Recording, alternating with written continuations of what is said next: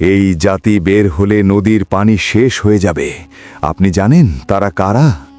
একদিন পৃথিবীতে এমন এক জাতি বের হবে যাদের সংখ্যা হবে অগণিত। তারা পাহাড় ভেঙে নেমে আসবে, নদীর পানি শেষ করে দেবে, আর মানুষ আতঙ্কে বলবে, এরা কোথা থেকে এলো? কোরআনে আল্লাহ তাআলা যাদের কথা বলেছেন তাদের নাম ইয়াজুজ ও মাজুজ। তারা ছিল এক বিশাল দেয়ালের পেছনে আটকানো, কিন্তু কিয়ামতের আগে আল্লাহর ইচ্ছায় সেই দেয়াল ভেঙে যাবে। তারা পৃথিবীতে ফিতনা ছড়াবে, ধ্বংস করবে ঘরবাড়ি, মানুষ পালিয়ে বাঁচতে চেষ্টা করবে। তাদের গতি হবে ঝড়ের মতো, আর সংখ্যা হবে সমুদ্রের ঢেউয়ের মতো।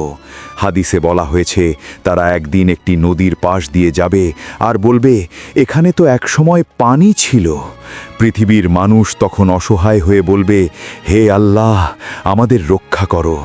আর তখন আল্লাহ তাদের ধ্বংস করবেন একটি অদৃশ্য রোগের মাধ্যমে।